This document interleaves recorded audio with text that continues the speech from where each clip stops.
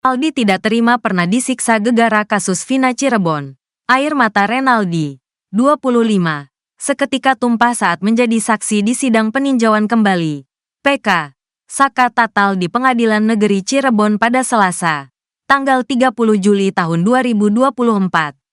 Aldi, sapaannya, tak kuasa membendung air matanya ketika mengenang pengalaman teramat pahit saat ditangkap dan disiksa polisi pada tanggal 31 Agustus tahun 2016, 4 hari setelah penangkapan.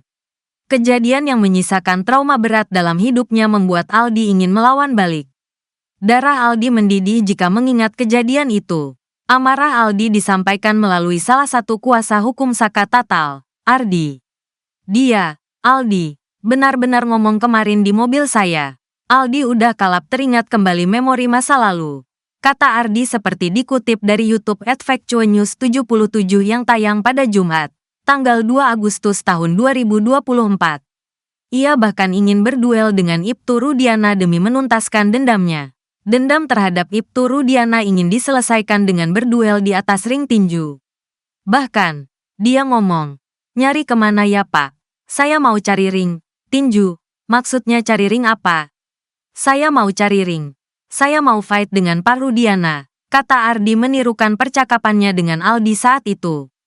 Kekejaman Ibtu Rudiana DKK. Penangkapan Aldi bermula ketika dia bersama Saka Tatal baru pulang dari mengisi bensin motor. Ketika hendak masuk ke gang rumahnya samping SMPN 11 Cirebon, kedua remaja itu dicegat oleh polisi. Polisi seketika menangkap lalu memukuli Aldi dan Saka. "Saya ditangkap sama Saka," ujarnya saat memberikan kesaksian di Pengadilan Negeri Cirebon pada Selasa, tanggal 30 Juli tahun 2024, seperti dikutip kompas.id. Aldi dan Saka bingung alasan mereka ditangkap. Ia sudah melihat lebih dulu kakaknya, Eka Sandi bersama 5 rekan lainnya juga ditangkap. Mereka bernama Jaya, Supriyanto, Eko Ramdhani, Hadi Saputra dan Sudirman. Semuanya warga Kampung Saladara, Kecamatan Kesambi, Cirebon. Pak Rudiana dan rekan-rekannya yang menangkap ada 3 orang. Dia, Rudiana, pakai kemeja, ucap Aldi. Rudiana, yang merupakan ayah almarhum Eki, saat itu menjabat sebagai Kepala Unit Satuan Narkoba Kepolisian Resor Cirebon Kota. Aldi mengaku tadi perlihatkan surat penangkapan. Mereka lalu dibawa dengan mobil ke Polres Cirebon Kota. "Kami disuruh jalan bebek. Banyak polisi di situ pada baris. Ngadang kita. Ada yang ditendang, dipukul, ada yang diinjak. Ya, diperlakukan udah kayak binatang aja," ceritanya. Penyiksaan terhadap mereka di kantor Polres amat sadis. Mata dan wajahnya diberi balsam. Kepalanya dipukul gembok ketika baru mau masuk penjara. Bahkan dipaksa menenggak segelas air kencing. Semuanya harus minum. Abis minum air kencing, semua ditabokin, katanya. Penderitaan Aldi dan lainnya tak sampai di situ. Ia juga sempat disetrum dengan alat khusus. Begitu juga rekan yang lain. Penyiksaan itu menurutnya berlangsung dari pukul 17.30 waktu Indonesia Barat sampai pukul 24 waktu Indonesia Barat. "Saya tuh masuk penjara, berdarah, sampai kayak di neraka. Saya sudah ngerasa di neraka. Tingkat 1, tambahnya. Aldi juga mengaku diancam ditembak agar mengaku terlibat pembunuhan Vina dan Eki. "Masih mending ditembak mati semua Jeh daripada kamu hidup. Ada polisi ngomong kayak gitu," ujar Aldi. Polisi melakukan penyiksaan tersebut agar Aldi dan 7 orang lainnya mengakui terlibat pembunuhan Vina dan Eki. Mereka juga dituduh sebagai anggota geng motor. Aldi akhirnya dibebaskan setelah enggan mengikuti paksaan polisi. Selain itu, Sudirman juga tak menyebut namanya. Dari mulut Sudirman keluar nama-nama terduga pelaku, kecuali Aldi. Sudirman yang mengakui kalau Sudirman orangnya kayak orang kurang. Belum diapa-apain. Iya lagi, ujarnya.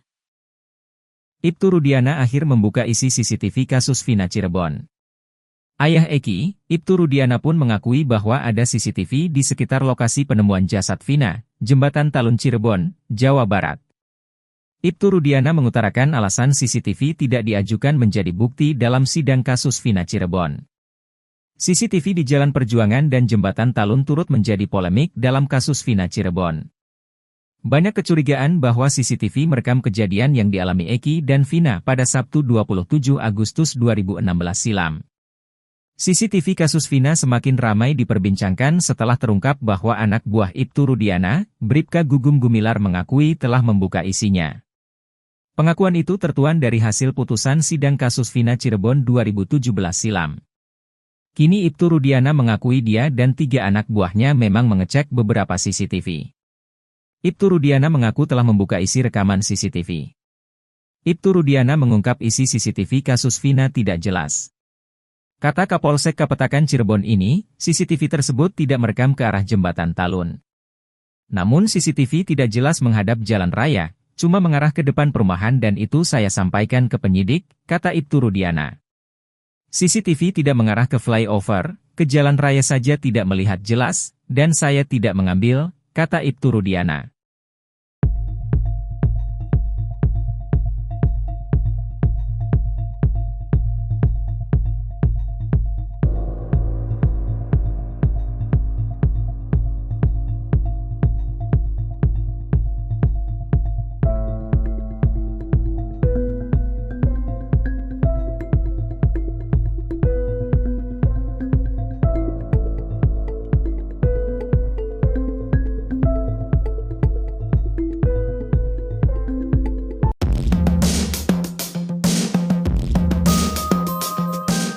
Buntut kasus Vina Cirebon yang terjadi pada 8 tahun silam nampaknya semakin panjang. Ibtu Rudiana, ayah almarhum Muhammad Rizky Rudiana atau Eki pun kini siap melakukan sumpah pocong.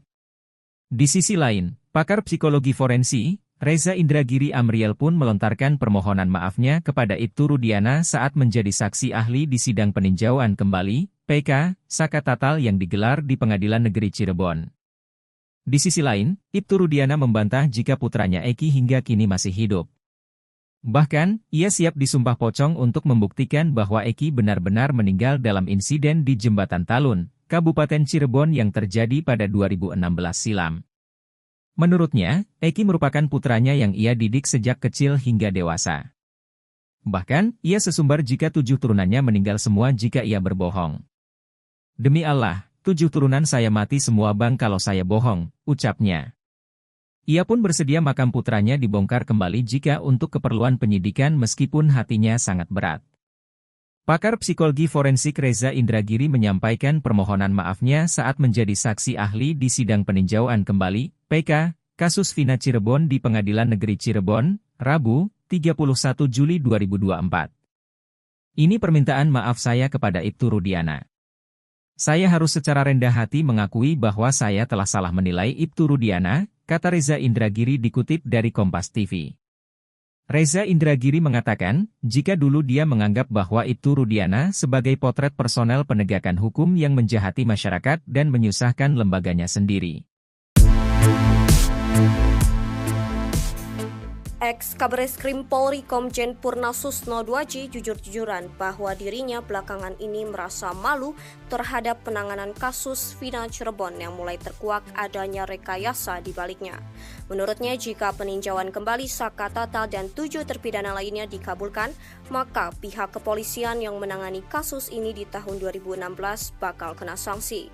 Tak terkecuali sosok Indra Jafar ex-Kapolres Cirebon 2016 yang kini sudah berpangkat Jenderal Bintang 1. Seandainya ia masih aktif menjabat sebagai Kabareskrim, Susno bakal memberikan sanksi tegas terhadap para oknum polisi yang terlibat kasus ini. Susno sejujurnya mengaku malu dengan kelakuan polisi dalam menangani kasus Vina yang diyakininya telah merekayasa sedemikian rapi. Namun, akhirnya bangkai yang ditutup-tutupi polisi selama ini toh tercium juga oleh rakyat yang marah. Sebenarnya cerita film Vina sebelum 7 hari yang tayang di bioskop-bioskop menyudutkan para terpidana, yaitu Jaya, Supriyanto, Eka Sandi, Hadi Saputra, Eko Ramadhani, Sudirman, Rivaldi Aditya Wardana, dan Saka Tatal. Rakyat pun awalnya meradang hingga menghujat para terpidana tersebut. Namun, adanya campur tangan Tuhan, kata Susno, yang membuat kasus ini justru membongkar kebenaran yang sesungguhnya. Mantan Kabareskrim Polri, Komjen Purnawirawan, Susno Duaji mengungkap soal kong kali kong di kasus Vina. Hal itu diungkap Susno 2J saat menjadi saksi ahli di sidang peninjauan kembali Saka Tatal, Rabu, 31 Juli 2024. Susno 2J menerangkan, dalam suatu kasus pembunuhan diperlukan alat bukti yang kuat oleh penyidik untuk menetapkan seseorang sebagai tersangka. Dalam suatu peristiwa jika pelaku utamanya tidak ada alias fiktif, bagaimana mungkin ada pelaku lain yang dipidanakan dalam sebuah peristiwa yang tak ada? Kalau pelaku utama fiktif, bagaimana dengan yang lain? Kata Susno 2D dikutip dari tayangan salah satu TV swasta. Saat ditanya oleh kuasa hukum Saka Tatal apakah ada sanksi apa bagi penyidik yang melakukan kesalahan atau melanggar prosedur dalam menangani perkara, Susno pun menegaskan pasti ada sanksinya. Menurutnya, pemberian sanksi itu akan dilakukan di setiap institusi masing-masing jika melakukan kesalahan dalam menangani sebuah perkara hukum. Andai terjadi kong-kali-kong antara penyidik, penuntut dan mungkin sampai ke hakim, kata dia. Kita berandai-andai, jangan dikatakan saya menuduh, yang jelas masing-masing institusi akan memberikan sanksi. Polri punya kode etik dan propam, kejaksaan pun saya yakin ketat sekali mereka, pengadilan pun sama. Dan kita berharap memang harus diberikan saksi kalau kita mau menjadi negara hukum yang baik, sambungnya. Apakah hal ini terjadi? Ya bisa saja wong manusia. Ini andai, saya tidak menukik pada satu kasus,